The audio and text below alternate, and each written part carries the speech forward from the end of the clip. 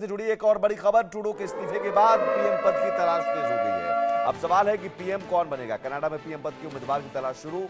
Mark Carney, Dominic LeBlanc का नाम आगे है। ये दो नाम, मेलानी जोली का भी नाम आगे है। फ्रांसवा फिलिप शैंपेन भी रेस में आगे हैं। दो भारतीय मूल के सांसद भी पीएम बनने की दौड़ में हैं। अनीता आनंद और जॉर्ज चहल पीएम पद के दावेदार भी हैं। तो ये वो नाम जस्टिन ट्रूडो की जगह पर, हालांकि लिबरल पार्टी के ही ये चेहरे होंगे। सवाल है कि जस्टिन ट्रूडो के हटने के बाद कोई नया चेहरा आता है लिबरल पार्टी से ही, तो क्या वो अपनी सरकार बचा पाता है? और क्या वो जो जस्टिन ट्रूडो ने जिस तरह से भारत विरोधी नीति अपनाई, क्या उसी नीति को आगे ले जाएंगे या आप उस नीति को बेहतर करके भारत के साथ संबंध बेहतर करेंगे? कर्नल सोढ़ी साहब।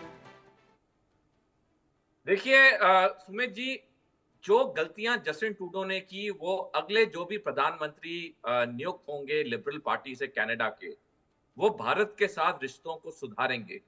क्योंकि आज कनाडा को भारत की ज्यादा जरूरत है, क्योंकि भारत एक बहुत बड़ा मार्केट है कनाडा के लिए। आज की तारीख में जैसे हम बात करें, कनाडा का 55 बिलियन अमेरिकी डॉलर भारत में निवेश है, सिर्फ म्यूचुअल फंड्स में। और जिस तरह से भारत और कनाडा का व्यापार है, इससे ज्यादा फायदा कनाडा को है। और यही कारण है कि 73% कनाडा के नागरिकों ने जब अपनी इच्छा जाहिर की कि वो जस्टिन ट्रूडो का नेतृत्व नहीं चाहते हैं, उन्हें पता था कि जस्टिन ट्रूडो के नीचे कनाडा और भारत के जो हाल हो रहे हैं वो तो बदतर हो ही रहे हैं। हमारा देश आतंकवाद की तरफ बढ़ता जा रहा है। हमारे देश में जो तरक्की होनी चाहिए थी विकसित देश होते हुए, वो हमें वापस एक थर्ड वर्ल्ड कंट्री जैसे पाकिस्तान अफगानिस्तान की तरफ लेके जा रहा है। तो जो भी अगले कनाडा के प्रधानमंत्री होंगे वो भारत के साथ अच्छे रिश्ते रखेंगे। वो अपनी जमीन का इस्तेमाल नहीं होने देंगे, चाहे खालिस्तानियों के लिए, चाहे इस्लामिक जिहादियों के लिए, चाहे भारत विरोधी गतिविधियों के लिए, चाहे हिंदुओं पे हमलों के लिए। क्योंकि एक बड़ी प्रसिद्ध कहावत यह है सुमित जी कि जो अक्लमंद होते हैं वो दूसरों की गलतियों से सीखते हैं, जो बेवकूफ होते हैं वो जी, अपनी गलतियों से सीखते हैं। जो अगला कनाडा का प्रधानमंत्री होगा वो अक्लमंद इंसान होगा। वो जस्टिन ट्रूडो लेकिन की उनके लिए गलतियों सरकार बचाना कभी कितना पालन मुश्किल नहीं होगा? करेगा। कर्नल सोढ़ी साहब, उनके लिए सरकार बचाना कितना मुश्किल होगा? देखिए, सरकार बचाना तो इस वक्त थोड़ा उनके लिए मुश्किल होगा, क्योंकि कनाडा की जो पार्लियामेंट्री स्ट्रेंथ है वो है 338 सीट्स और लिबरल पार्टी के पास 158 सीट्स हैं। हम्म। तो ये उनके लिए एक चैलेंज तो होगा, लेकिन वो एक अच्छी तरह जान चुके हैं कि अगर वो ये खालिस्तान समर्थक एनडीपी या जगमीत सिंह की पार्टी से दोबारा समर्थन लेंगे, तो ये आने वाले जो आम चुनाव है जो अक्टूबर इस साल में होने हैं, वो उनके लिए और घातक सिद्ध होंगे।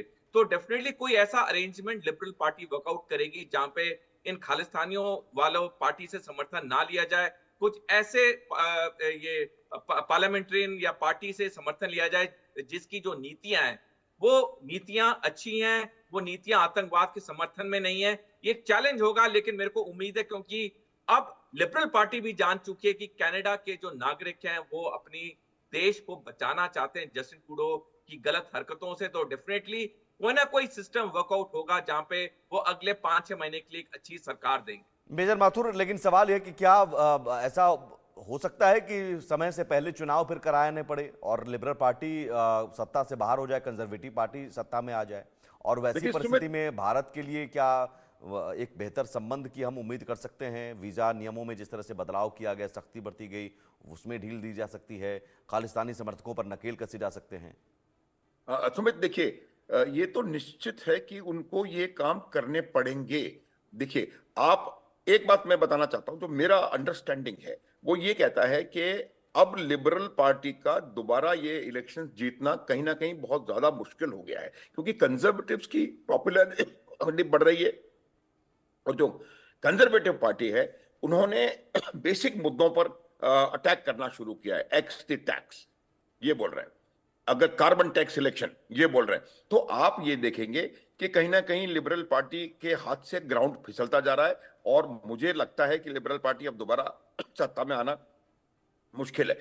इशू में आपको एक बताने की कोशिश करता हूं, सॉरी, ब्रॉडर पर्सपेक्टिव पे देखिए। जब भी आपकी आपकी जो पॉलिसीज हैं, फंडामेंटल पॉलिसीज, वो राष्ट्र को सर्वोपरि रख करके उससे डिविएट हो जाती हैं, तो आपके राष्ट्र में परेशानी होना आवश्यक है।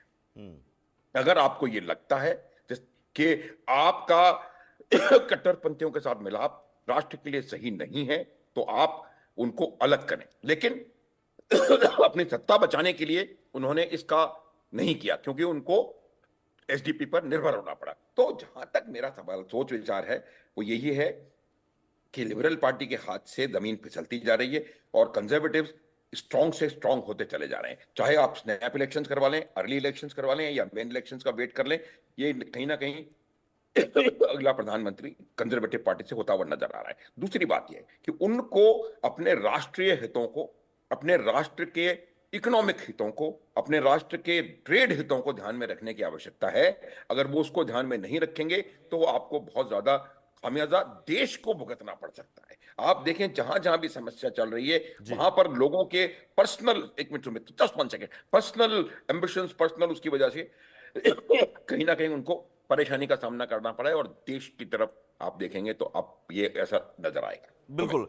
और ट्रूडो की क्या गलतियां हैं, कौन कौन सी बड़ी गलतियां हैं, ये जानना जरूरी है और इन गलतियों से सबक लेने की जरूरत है पाकिस्तान और बांग्लादेश को, शहबाज और यूनुस को। और उन गलतियों की हम बात करते हैं। गलतियां जो हमेशा से कट्टरपंथियों का समर्थन करना, पाकिस्तान और बांग्लादेश में यही हो रहा है। शहबाज और यूनुस को कट्टरपंथी बहुत प्यारे लगते हैं, लेकिन वही कट्टरपंथी जब सांप पालोगे तो सांप आप ही को डसेगा।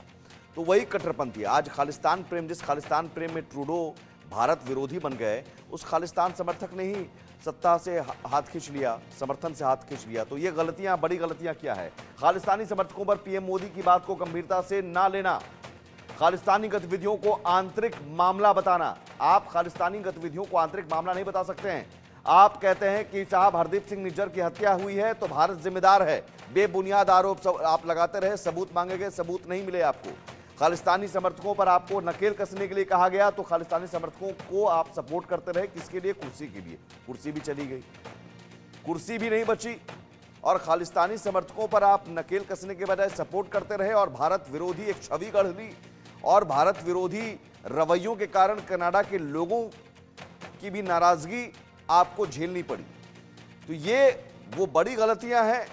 शहबाज और यूनुस की भी तस्वीर यहां पर लग सकती है। ये तस्वीर जो है शहबाज और यूनुस की भी लग सकती है। अब समस्या यह है कि ट्रूडो की पार्टी के लिए भी बहुत बड़ी चुनौती होगी, लिबरल पार्टी के लिए भी। आम जनता में पकड़ रखने वाला नेता नहीं है लिबरल पार्टी के पास। विदेश मंत्री मेलानी जोली का नाम सबसे आगे है, क्योंकि मेलानी जोली माना जाता है जस्टिन ट्रूडो के सबसे करीबी हैं। डोमिनिक लेब्लांक का नाम अब रेस में सबसे आगे है। साथ ही साथ मार्क कार्नी का भी नाम पीएम पद के रेस में आगे माना जा रहा है। ट्रूडो के बाद पार्टी में कोई बड़ा चेहरा नहीं है, लेकिन ये वो 3 नाम जो पीएम बन सकते हैं। लेकिन सरकार बचाएंगे कैसे?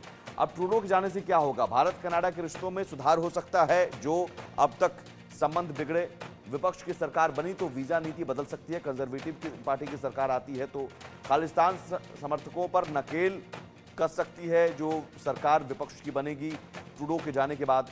कनाडा एक बार फिर भारतीयों की पसंद बन सकता है। वहां पर 10 लाख भारतीय रहते हैं और हाल के दिनों में भारतीयों का वहां से कनाडा छोड़कर आने का सिलसिला शुरू हो गया था और कई लोग तो अब कनाडा जाना बंद कर चुके थे, जो अब तक कनाडा पसंद रहा था भारतीयों का। तो अब एक बार फिर से कनाडा में भारतीय जा सकते हैं। और इस बीच एक बड़ी खबर, ट्रूडो के इस्तीफे के बाद कनाडा